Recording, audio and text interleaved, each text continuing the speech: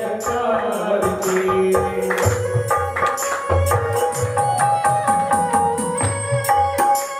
ये हमारे कंद ये मुक्ति पंथ ये पंचम देवी निराला नवगंध ये मुक्ति पंथ ये पंचम वेद निराला नव ज्योति जगाने वाला।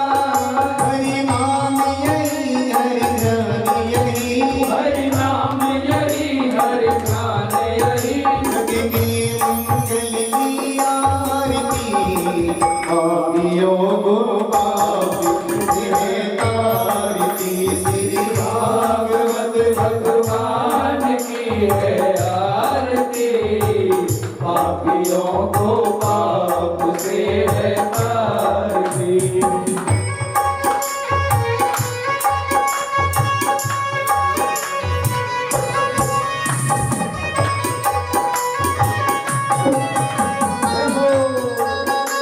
ये संत गीत पावन पुनीत पापों को मिटाने वाला हरि रस कराने वाला। ये संत गीत पावन पुनीत पापों को मिटाने वाला हरि दर्श कराने वाला। सुख करनी ये सुख हरनी ये सुख करनी ये दुख हरणी श्रीमद सूदन की आरती पापियों को पाप जयकारती श्री भागवत भगवान की है आरती पापियों को पाप से है तारती।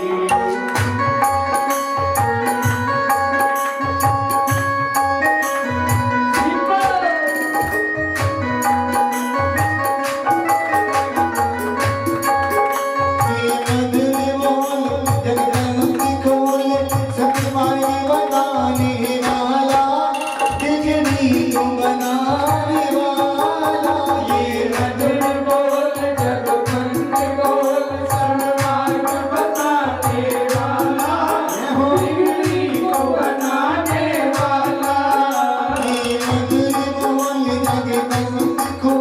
सन्मार्ग बताने वाला बिगड़ी को बनाने वाला।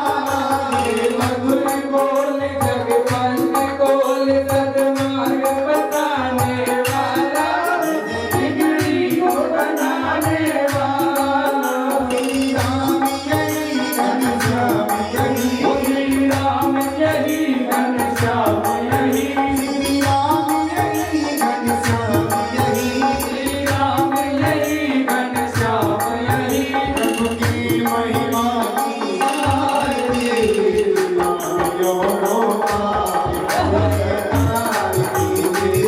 भागवत भगवान की है आरती पापियों को पाप से है तारती।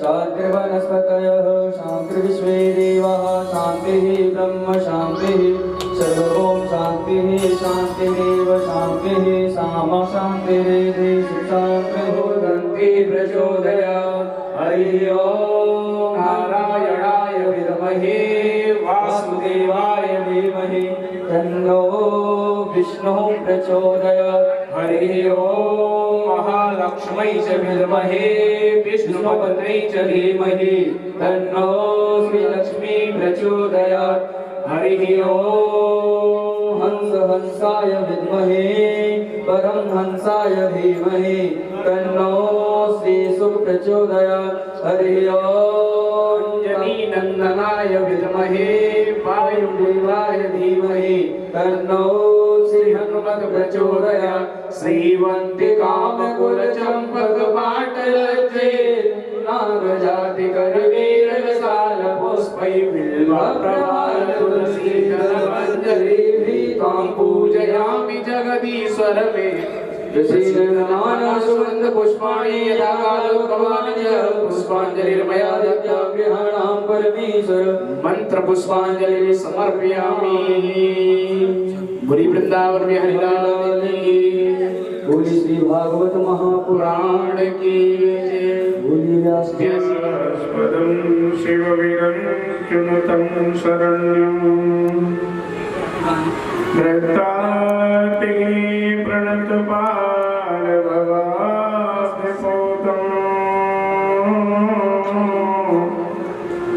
वन्दे महापुरुषते चरणारविन्दम्।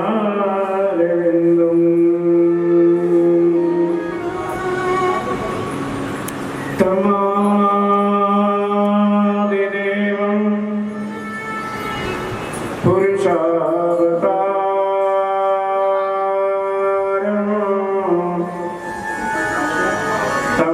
तमालवर्णं सुगीतावतारम्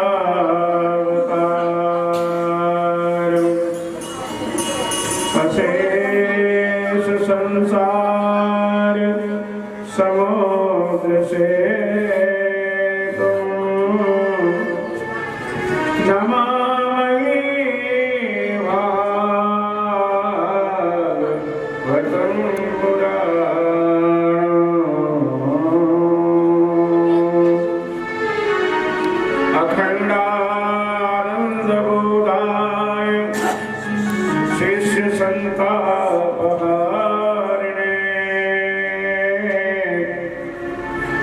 सच्चिदानन्दरूपाय तस्मै श्री गुरुवे नमः। उल्लिङ्गीवरकान्तमिन्दुवदनं बलभावतंस प्रियम्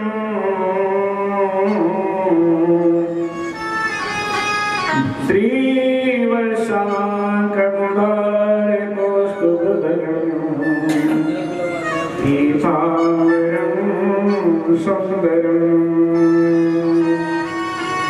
गोपीनां नैनोत्पलार्चिततनुं गोगोपसंहाभृतां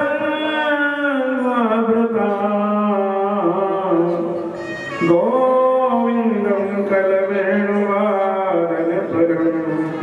दिव्याङ्गभूषं भजे।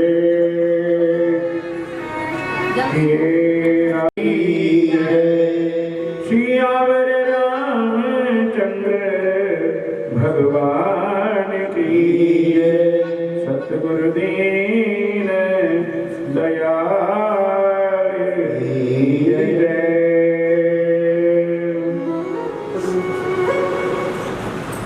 परम परमेश्वर अखिल ब्रह्मांड नायक जगत नियंता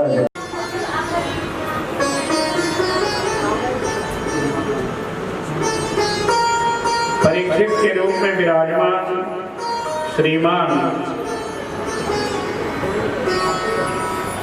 श्यामलानी धर्मपत्नी सीमा रानी पूजनीय माता जी भाई राजेश कुमार जिनकी सहचरी धर्मपत्नी पुत्र और सभी परिवार आप सभी जो कथा श्रवण करने के निमित्त पधारे हैं, सभी के हृदय में विराजमान परमेश्वर को मैं भूरि भूरि प्रणाम करता हूँ, नमस्कार करता हूँ, वंदन करता हूँ।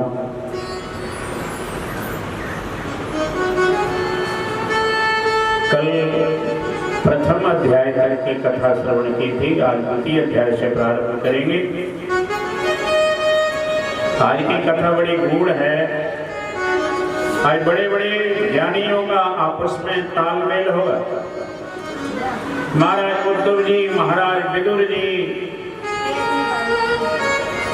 महाराज मैत्रेय जी का प्रसंग, भक्तिमती माता और परम ज्ञानी संत शिरोमणि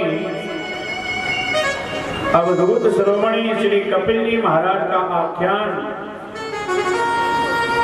और भगवत कृपा हुई तो ध्रुव चरित्र तक लेकर के कथा को जाने का विचार है। आगे प्रबल इच्छा परमेश्वर की कहाँ रोकते हैं गाड़ी को, ये वही जाने। तो आइए, कल जो गुनगुनाया था मेरे साथ में, प्यार से वही गुनगुनाएंगे।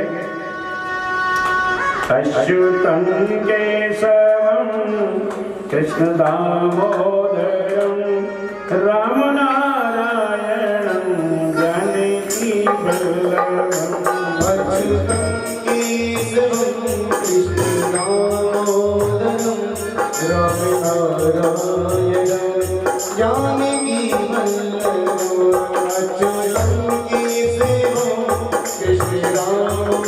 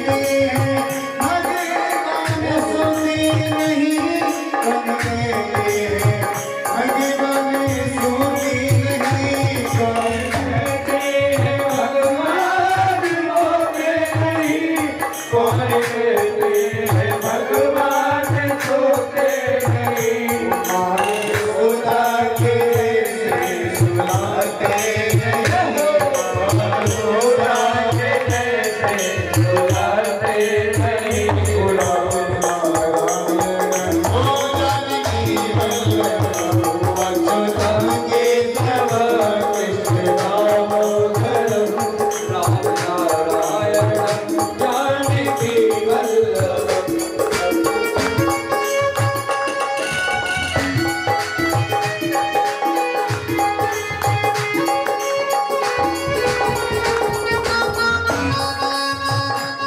भगवान प्रभु की नहीं कोई भगवान रखते नहीं कौन कहते भगवान रखते नहीं दुखियों की तरह दुख बचाते नहीं दुखियों की तरह अच्युतम केशव कृष्ण दामोदरम राम नारायण जानकी वल्लभ अच्युतम केशव कृष्ण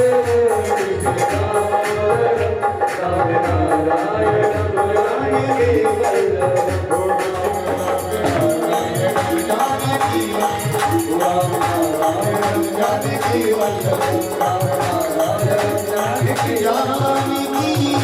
राम नारायण जानकी वल्लभ अच्युतम केशव कृष्ण दामोदरम राम नारायण जानकी वल्लभ अच्युतम केशवम कृष्ण दामोदरम राम नारायणम जय जय श्री राम जय जय श्री राम। सामने खड़े हो, जिसकी मृत्यु 7 दिन में हो, वो इंसान क्या करेगा? तो ये प्रश्न किया था किसने? परीक्षित ने। किससे किया? सुखदेव जी महाराज से। सुखदेव जी कौन है? व्यास जी के पुत्र हैं। निष्प्रह है, बिल्कुल निष्प्रह, केवल लंगोटी धारण करते हैं।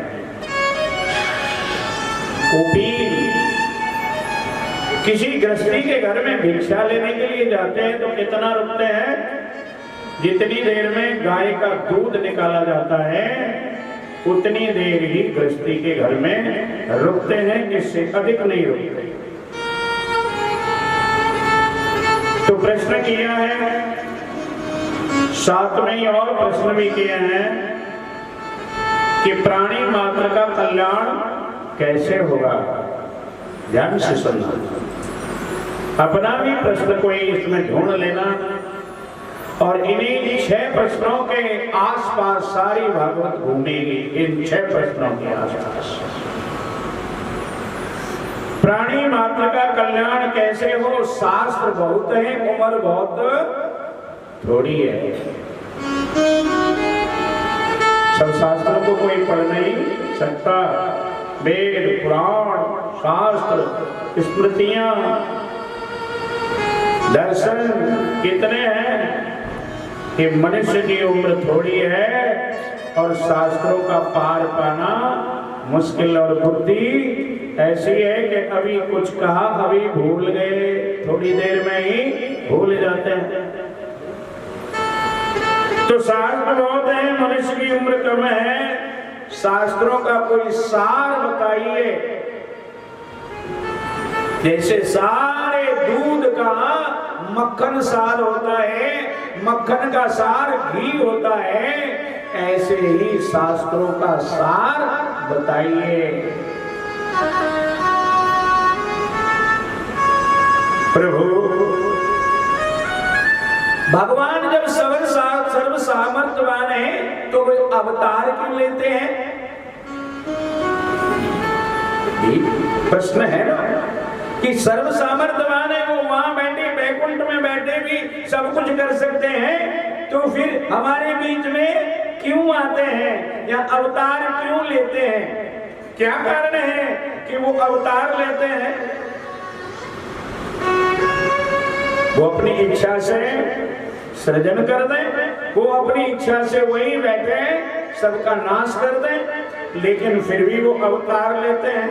क्यों लेते हैं महाराज वो अवतार? हमने सुना दुष्टों का संहार करने के लिए आते हैं, तो दुष्टों को पैदा क्यों करते हैं? भाई दुष्टों को पैदा करने वाले भी तो वही है, तो ये दुष्टों को पैदा क्यों करते हैं? ये पहले पैदा करो फिर संहार करने के लिए आओ।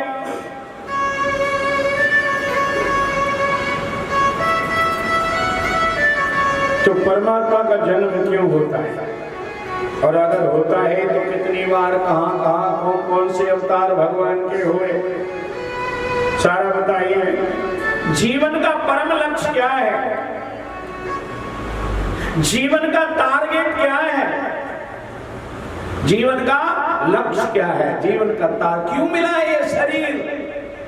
ये शरीर हमको क्यों मिला है? सुंदर सुंदर प्रश्न किया है। जीवन का लक्ष्य क्या है? भगवान धर्म की स्थापना करने के लिए आते हैं तो लीला क्यों करते हैं, और किस किस शरीर में कैसे कैसे लीला करते हैं? फिर ये बताइए, जब भगवान धरती को छोड़ के चले जाते हैं तो धर्मम कहा शरण गच्छति, फिर हमारा धर्म किसकी शरण में जाता है? ऐसे सुंदर प्रश्न किए राजा परीक्षित ने, और यही प्रश्न शौनकादि ऋषियों ने किए। इसे सूत जी महाराज से तो सुखदेव जी कह रहे हैं कि बरिया ते प्रश्न कृतो लोकहितं नपः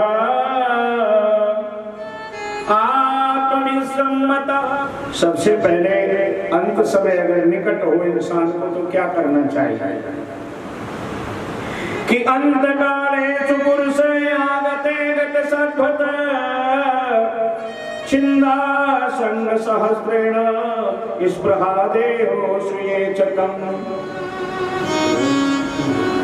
सबसे पहले इंसान को चाहिए कि शरीर के साथ में जो आत्मा का रिश्ता है उसको धीरे धीरे अभ्यास के द्वारा तोड़ दे,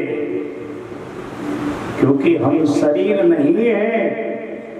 अगर हम शरीर होते तो शरीर के साथ मर जाते, अगर हम शरीर होते तो शरीर के साथ बच्चे होते, अगर हम शरीर होते तो शरीर के साथ जवान होते, अगर हम शरीर होते तो शरीर के साथ बूढ़े होते, अगर शरीर होते तो शरीर के साथ जलते तो हमें वेदना होती।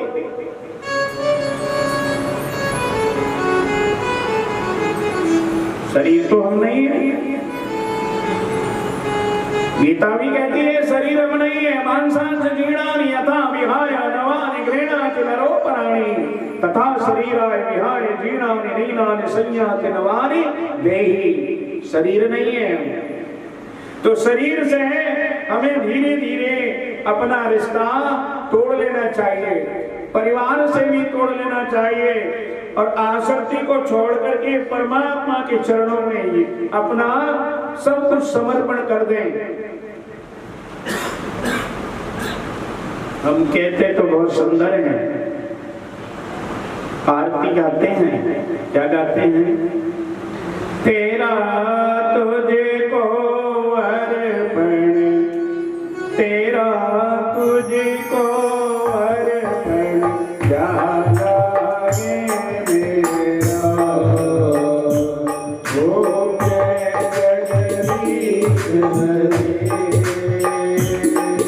लेकिन करते क्या है, जब भगवान के पास जाते हैं, प्रभु से मिलने के लिए जाते हैं, तो फ्रिज में देखते हैं कौन सा अमरूद सबसे ज्यादा पिलपिला है, कौन सा अमरूद सड़ने वाला है, वही उठा लेते हैं भगवान के निमित्त। पर्स बोलते हैं तो वही नोट निकालते हैं जो जब सबसे ज्यादा फटा होता है। तो तेरा तुझको अर्पण क्या लागे मेरा, ऊपर से कह रहे हैं प्रभु तेरा ही तो है, मेरा क्या लगा है। अब ऐसी प्रपत्ति से कई परमात्मा मिलते हैं क्या? अरे भगवान को जब मिलेंगे, कब मिलेंगे? ये श्लोक गीता के 15वें अध्याय में भी आता है, 14वां श्लोक है। यहाँ भी आया है, क्या आया है कि निर्वाण मोहा जित संग दोषा आध्यात्म नित्या विनिवृत्ति कामा द्वंद्वैर विमुक्ता सुख दुख संगै गच्छन्ति मूढ़ा पदमभ्ययं ततः। जिसने मान मोह जीत लिया, निर्माण मोह मान मोह जीत लिया। बड़ी बड़ी जंग जीतना बड़ा मुश्किल है, लेकिन मान मोह को जीतना बड़ा कठिन है। मेरा तो अपमान कर दिया, मेरे से तो ऐसे कह दिया, मेरा तो ये कर दिया, मेरा तो सत्कार नहीं हुआ। अरे काय का सत्कार है, काय का मान है। एक न एक दिन सबने मिट्टी में मिल जाना है। निर्माण मोहा जित संग दोषा। चंदन के ऊपर सांप लटके होते हैं, चंदन से सांप लिपटे होते हैं, लेकिन चंदन की शीतलता कहीं नहीं जाती। वो अपनी शीतलता को कायम रखता है चंदन। ताली बजाते हुए रमते हुए भगवान उठाइए ना रहा। जय हो। वो जो बिल्कुल मरी पड़ती है दरगाह, श्याम हमेशा रहता है तैयार। अब जब तुझ पर पड़ती है दरगाह, श्याम हमेशा रहता है तैयार। श्याम ने मुझ पर किया बहुत उपकार, श्याम तेरे जीवन के आधार। श्याम ने मुझ पर अपना, श्याम ने मुझ पर अपना प्यार लुटाया। क्यों घबराओ मैं, तेरा तो श्याम जाता है। क्यों घबराओ मैं, तेरा तो श्याम जाता है। बाकी बिहारी लाल की है।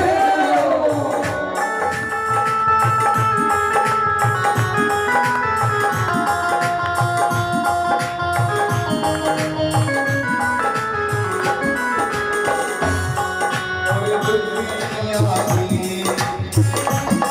ओ संकट आने से पहले, संकट आने से पहले श्याम आता है। अच्छा ये बताइए बाकी बिहारी को कौन कौन भक्त मानते? लो वहाँ तालियों की सेवा करते हुए अपनी सड़ गए। क्यों घबराता है ओ मेरी जीवन गाड़ी, मेरी जीवन गाड़ी दिखाता है। क्यों घबराओ मैं, तेरा तो जाता है। मेरे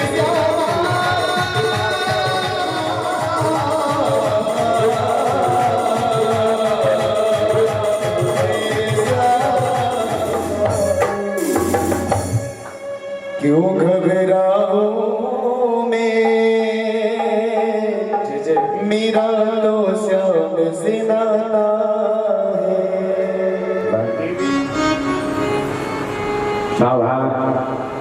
श्री राजेश्वरानंद जी सरस्वती स्वर्गवासी गोलोकवासी, उनके मुखारविंद से प्राप्त हुई ये कथा वृंदावन की कथा है। वृंदावन में एक महात्मा होते थे। उन महात्माओं को कोई कहता था ये जज साहब है, जज साहब। तो जज साहब हैं, तो किसी ने पूछ लिया ये जज साहब क्यों हैं, इनको जज साहब क्यों कहते हैं। और वे जज साहब आते थे, दर्शन तो बाहर से ही करते थे, अंदर तक दर्शन करने के लिए नहीं आते। बाहर से ही दर्शन करके चले जाते, चौखट पर ही रो रो करके चले जाते थे, अंदर नहीं आते थे दर्शन करने। भगवान को मुख न दिखाते थे, न भगवान का मुख देखते थे। एक बार बोलो बांके बिहारी लाल की। किसी ने उनकी इतिहास सुनाया कि ये कहीं पर सचमुच में ही जज थे। इनकी अदालत में एक केस आया,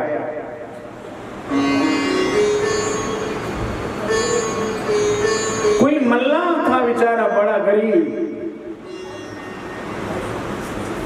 वो मल्लाह जो है भगवान को बड़ा मानता था, रघुनाथ जी को, राम जी को, रघुनाथ जी को मानता। रघुनाथ जी के मंदिर में सफाई करना, पूजा करना, पाठ करना, भजन करना, कीर्तन करना, यूं तो वो गृहस्थी था, परिवार था उसका। तो उसके बेटे थे दो, एक बेटी थी, नाम था उसका भोला। तो बेटों ने कहा पिताजी आपकी सभी इज्जत करते हैं, शहर वाले, गांव वाले, बहन का हमारी का ब्याह है और किसी महाजन का नाम लिया, उस महाजन से हमें 10,000 रुपए कर्ज लेकर के दे दो, हम धीरे धीरे चुका देंगे। भोला गया महाजन के पास, महाजन से कहा, महाजन ने 10,000 रुपए दे दिए। भोला ने अपनी बेटी का विवाह करके और विदा कर दिया। अब भोले का प्रेम परमात्मा से, रघुनाथ जी से और बढ़ गया। धीरे धीरे बच्चों ने मेहनत की और वो 10,000 रुपए मैं ब्याज के उसके देने के लिए भोला के हाथ में थमा दिए। पिताजी लो, जैसे आप 10,000 रुपए लाए थे वैसे ही आप महाजन के 10,000 रुपए वापस करे आओ। भोला 10,000 रुपए लेकर के बिना पढ़ा लिखा भोला और गया और जाकर के कहा, लो महाराज 10,000 रुपए और तुम्हारे खाते में जो लिखे हैं वो काट दो, मेरे को एक पर्ची लिख के दे दो।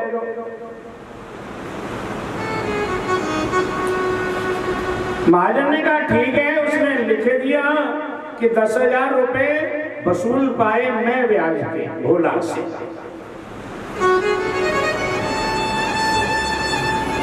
भोला को पर्ची पकड़ा दी और भोला से कहा ले पढ़ ले, अंगूठा लगा दे यहाँ पर। भोला ने कहा मैं तो पढ़ाई नहीं, मैं क्या पढ़ूंगा जी, काला अक्षर भैंस बराबर। अब क्या होता है कि बनिया के मन में बेईमानी आ गई, ये तो पढ़ा नहीं है, बेईमानी हो सकती है। इसलिए भोला से कहने लगा, भोला यार एक काम कर, तू थोड़ा सा एक गिलास पानी ले। अब वो तो पानी लेने गया और उन्होंने पर्ची बदल दी सेठ जी ने। असली पर्ची तो अपनी किसी डायरी में रख ली, अपनी बही खाते में रख ली, और जो नकली पर्ची थी वो उसको पकड़ा दी। समय गुजरता गया, भोला भगवान रघुनाथ की सेवा करता रहा। एक बार बोल दो बांके बिहारी लाल की। कुछ समय बाद भोला के उसके सेठ के मन में बेईमानी तो थी ही। साल 2 साल बाद भोला को तगादा किया, भोला तूने वो पैसे नहीं दिए कि मैं तो जब ही दे आया था। कि नहीं तूने पैसे नहीं दिए, मैं तो केस करूंगा तेरे ऊपर। केस कर दिया उसने, केस कर दिया। तो जज ने भोला को बुलाया, भोला जज के सामने पेश किया। जज बेचारा बड़ा कोई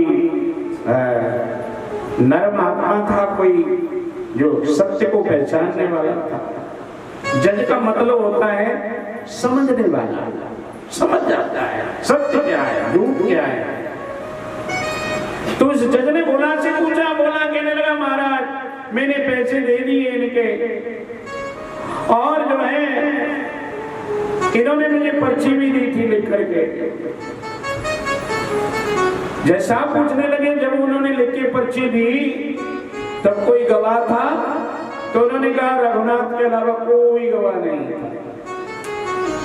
जब समझ गया कि इनके गांव का कोई रघुनाथ होगा तो उसके नाम से अपने खर्चे से सम्मान निकाल दिए। एक बार बोलो राजा रामचंद्र भगवान की। अब सम्मान लेकर के सिपाही गांव में आया, जगह जगह पूछता मेरा भैया कोई रघुनाथ है, रघुनाथ है, कोई रघुनाथ है, तो रघुनाथ तो कोई था ही नहीं। पूरे गांव में कोई रघुनाथ नहीं था। अब किसी ने कहा रघुनाथ जी का मंदिर तो है यहाँ पे, कि वही दिखाओ। तो सिपाही रघुनाथ जी के मंदिर में पहुंचा। कहा है रघुनाथ की? वो सामने बैठे हैं। अरे ये तो मंदिर है कि हाँ यही रघुनाथ है। तो उन्होंने कहा चलो साइन करो, ये आए हैं अदालत से ये सब मनाए। पुजारी ने साइन कर दिए। साइन करके पुजारी भी समझ गया। पुजारी समझ गया, पुजारी ने साइन कर दिए। अब तारीख पड़ गई और उस तारीख को भोला बेचारा अदालत में पहुंच गया। पुजारी भगवान से कहता है दयालु, अब तो तुम्हारे लिए सम्मान आया है और इस सम्मान के लिए तो आपने जाना ही जाना है भगवान। देखिए न्याय कैसे होता है, उसके दरबार में न्याय कैसे होता है। पुजारी ने भगवान को तैयार कर दिया, अंगूठी पहना दी बढ़िया, और बढ़िया धोती पहना करके, अक्षन सब को पहना करके, माला मूला डाल करके रघुनाथ जी को तैयार कर दिया। और रो रो के पुजारी ने कहा कि तुम्हारे दास का, तुम्हारे भक्त का कोई नहीं है आपके अलावा, इसीलिए आपका नाम लिखा बैठा है। बुरा मत मानना प्रभु, अदालत में जाकर के न्याय दिलाना है भक्त को। पुजारी ने कहा तो भगवान जो है, वहां पे अदालत में आवाज पड़ी रघुनाथ है, रघुनाथ है, कोई रघुनाथ है। तो भगवान जो है गवाह का रूप बन के अदालत में पहुंच गए कि हाँ जी मुझे रघुनाथ है। क्योंकि आपके सामने लाला जी ने पैसे लिए, 10,000 रुपए ब्याज समेत उसने दिए कि हाँ दिए, कि कोई सफाई सबूत कोई आपके पास? चले गए हाँ है। लाला जी के फलाने सन की जो बही खाता है, उसके फलाने नंबर पेज पे पर्ची रखी है, लाला जी को यही रखो जब तक, और बंदा भेजो और वो बही मंगा लो। वो बही मंगा ली और मंगाने के बाद वो बही में से पर्ची निकाली, साबित हो गया, वो बही हो गया, पैसे उसके मुक्त हो गए और भगवान वहां से लौट जा रहे हो गए। अब जब पूछता है कि वो कहाँ है, बोला से कि वो तो गए, कि वो कौन है, कि वो रघुनाथ जी, तो कहाँ रहते हैं, कि मंदिर में। कहने लगा वो भगवान की? हाँ भगवान। तेरी गवाही देने भगवान आएगी? ये तो मुझे नहीं पता, ये तो भगवान ही जाने, रघुनाथ ही जाने। हर बात में यही कहता था रघुनाथ ही जाने, रघुनाथ ही जाने, रघुनाथ ही जाने। अब जज रोवे, आंखों से आंसू डाल डाल के रोवे। किसी ने पूछा क्यों रो रहे हैं? तो जज कहता है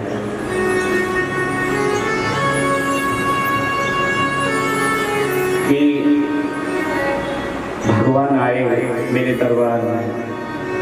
किसी ने कहा आए तो दर्शन हो गए, चलो धोखे से हो गए पर दर्शन तो हो गए। वो कहता है दर्शन तो हो गए पर धोखे से हुए, पर मलाल मुझे इस बात का नहीं है कि धोखे से भगवान ने दर्शन दिए। मुझे मलाल तो इस बात का है कि कुर्सी पे बना जज बैठा रहा, रघुनाथ खड़े समझाते रहे। कुर्सी पे बना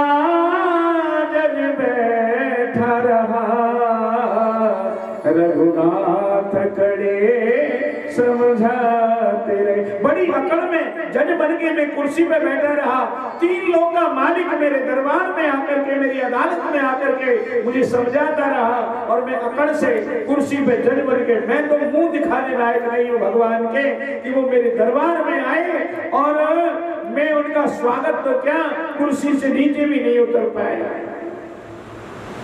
तो वो जज साहब सब कुछ छोड़ करके, इस्तीफा दे करके वृंदावन में तो आ गए, लेकिन सर्व के मारे मंदिर नहीं जाते थे। प्रभु मैं तुम्हारे अपना मुंह दिखाने के लायक नहीं, जय हो, क्योंकि मैं कुर्सी पर बैठा रहा और तुम बाहर खड़े खड़े मुझे समझाते रहे। तो ऐसा प्रेम परमात्मा से हो। सुखदेव जी से राजा परीक्षित पूछ रहे प्रभु का कुछ रूप रंग तो बताओ। तो बता रहे हैं कि सुनो भैया, पाताल वेतस हि पादमूलम, भगवान के चरणों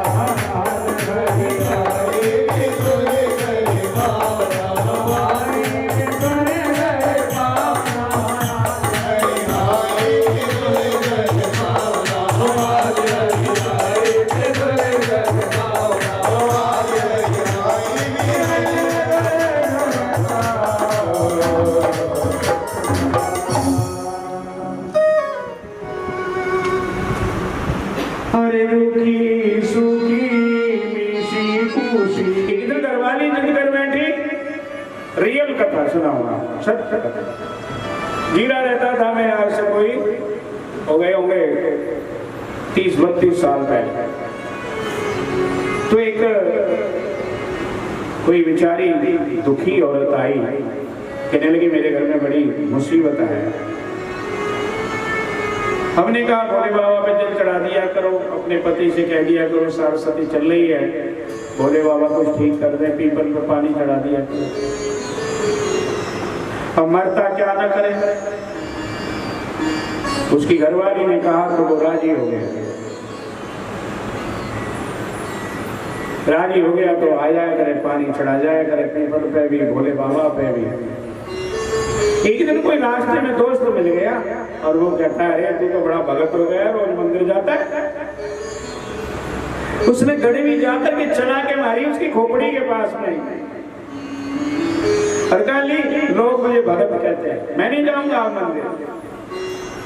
आना बंद हो गया। एक दिन हमने पूछा, बहन जी वो तुम्हारे पति देव आते थे, वो क्यों नहीं आते? कहने लगी, जी किसी ने टोक दिया, भगत कह दिया, इसलिए भगत कहने से मंदिर छोड़ दिए। शराबी कहने से रोज कहो शराबी, रोज शराबी कहो, लेकिन कभी भी ठेके जाना छोड़ता नहीं है इंसान। बोले सत्य है कि गलत है? रोज शराबी कहो। आज बाबूजी वहां पड़े मिले, कोई छोड़ के गया। आज बाबूजी का पर्स चला गया, आज बाबूजी की चेनी चली गई, आज बाबूजी की घड़ी चली गई, लेकिन कभी भी चोट नहीं लगती कि मैं उसको छोड़ दूं, जिसके कारण ये सारे स्यापे होते। पर भगवान की बात आ जाए और वहां कोई भगत कह दे तो फिर मंदिर जाना ही छोड़ देता है। सुखाय कर्माणि करोति लोको नतई सुखम वा। लेकिन उससे सुख दूर भाग जाता है। इंसान सुख के लिए कर्म करता है लेकिन सुख दूर भाग जाता है और दुख भी उसके हिस्से में आते हैं। महाराज, इंसान को सुख कैसे मिलेगा? तो मैत्रेय जी कहते हैं, भैया सुख तो जब मिलेगा जब परमात्मा के चरण में कहीं जाकर के आश्रय लेंगे, ईश्वर की भक्ति को प्राप्त करेंगे, भगवान की भक्ति को प्राप्त करेंगे तो कहीं सुख मिलेगा। अब भगवान से तो दूर हैं तो सुख कहां से मिले? विदुर जी ने प्रश्न किए सृष्टि के बारे में कि सृष्टि आगे कैसे कैसे बड़ी, प्रभु कृपा करके बताइए। तो मैत्रेय जी वर्णन कर रहे हैं कि परमात्मा की जब इच्छा होती है कि मैं अकेला हूं और बहुश्याम अनेक रूप धारण करूं, तो उनकी नाभि से कमल, कमल से ब्रह्मा, जो अभी बता रहा था, ब्रह्मा जी तप करते हैं। तप करने के बाद उनको प्रेरणा मिलती है कि तुम जो है सृष्टि को आगे को बढ़ाओ। सृष्टि को आगे बढ़ाने के लिए वो कमल पर ही पहले सनत कुमार आदि ऋषियों को पैदा करते हैं। उनसे कहते हैं, बेटा तप करो और तप करके जैसे मैंने तुमको पैदा किया तुम आगे बच्चे पैदा करो। वो कहते हैं, उनसे क्या होगा कि फिर उनके और आगे बच्चे होंगे, फिर क्या होगा कि फिर उनके और आगे बच्चे पैदा होंगे, फिर क्या होगा कि और आगे पैदा होंगे। वो कहते हैं, पिताजी कोई मरेगा नहीं क्या? क्या मरेंगे? तो मरेंगे तो रोना भी पड़ेगा क्या? क्या रोना भी पड़ेगा, क्योंकि वो काम क्यों करे जिसमें रोना पड़े। इसलिए हम नहीं चक्कर में पड़ते, हम तो भगवान का भजन करेंगे और उस दूसरे किसी चक्कर में नहीं पड़ेंगे।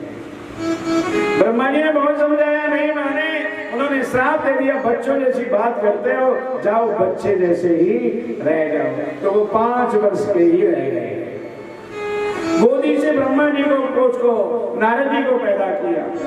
नारद जी ने भी मना कर दिया, फिर 9 ऋषियों को पैदा किया। मरीचि, अत्रि, अंगिरा, पुलस्त, पुलह, क्रतु, भृगु, वशिष्ठ, दक्ष, ये 9 ऋषियों को पैदा किया।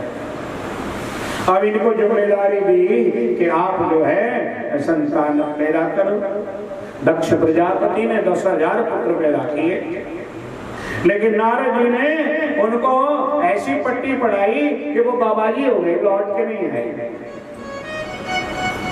फिर 10,000 पैदा किए, फिर उनको भी पट्टी पढ़ा दी। ब्रह्मा ने फिर अनेक सृष्टियों का सृजन किया। जब पृथ्वी आ गई और सृष्टि आगे को बहुत सारी चली। लाल की जय। तो विवाह करना चाहा तो कर्दम ऋषि ने शर्त रखी, दहेज नहीं मांगा।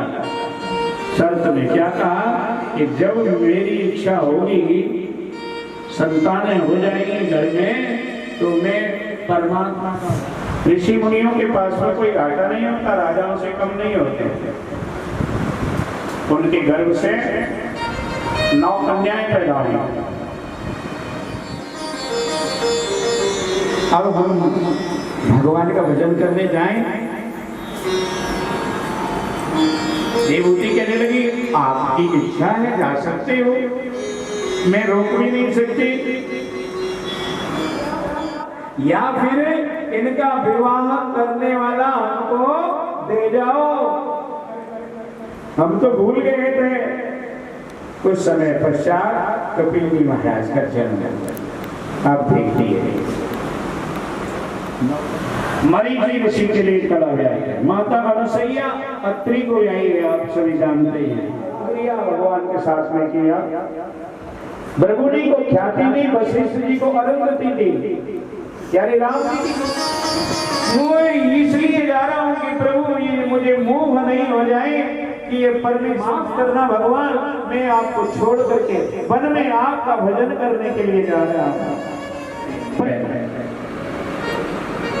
चौकी पर बिठा दिया, हम भी चौकी पे बैठे हैं, चौकी गा रहे हैं। ब्रह्मा जी आ गए, ब्रह्मा जी आ गए, सरस्वती को लाए, गायत्री को लाए, मेरे मकान में डम डम डमरू बाजे, सारे जहान में, सारे जहान में, आ जाओ भोले बाबा, आ जाओ भोले बाबा, मेरे मकान में डम डम डमरू बाजे, सारे जहान में, सारे जहान में।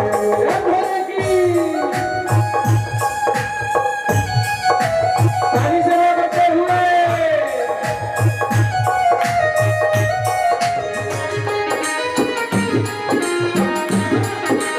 भोले की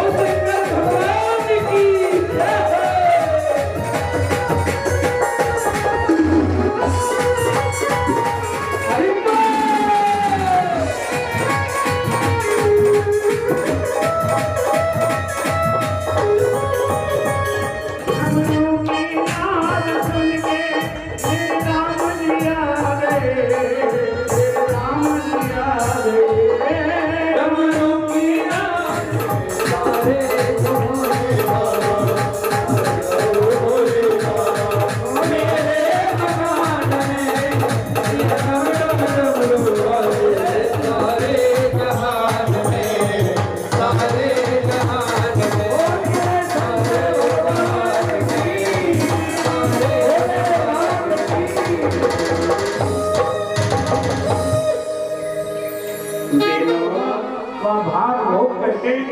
कि हम पूजा करते हैं तो शंकर भगवान का भी पूजा करते हैं ना, ऐसे ही सभी देवताओं का यहाँ आसन है और वो देवता अपने अपने आसनों पर बैठ करके अपना यज्ञ का भाग भोग करके जाएंगे। तो वहां सती जी सोचने लगी मेरे पति का भाग होगा, भोग करके चली जाऊंगी, लेकिन कटो नदी किस्म कर भागा। शंकर भगवान का कहीं शेयर नहीं मिला, कहीं हिस्सा ही नहीं मिला, कहीं कोई जगह नहीं मिली। सती जी के मन में बड़ा खेद हुआ, मैंने तो बहुत बड़ी गलती कर ली यहाँ आकर के, अब क्या करूं। माता सती जल गई तो शंकर भगवान के गणों ने यज्ञ विध्वंस करने लगे। प्रभु ने अपनी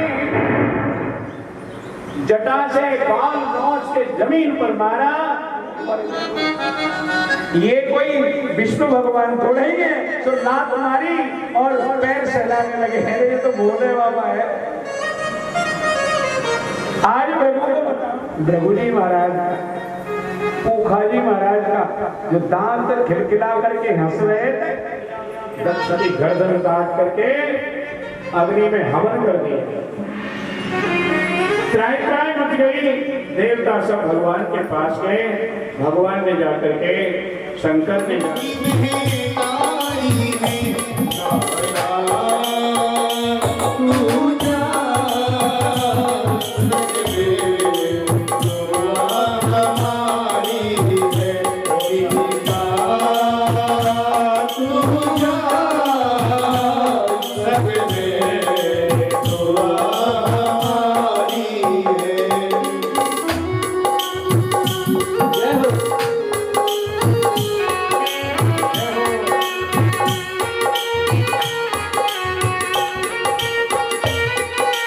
काली सेवा करते हुए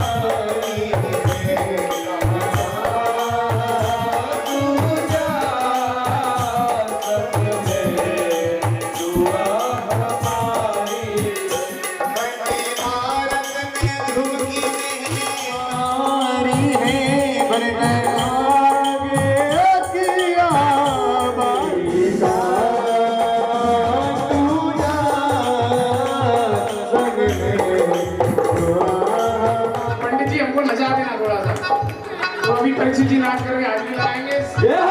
आदमी लगाएंगे।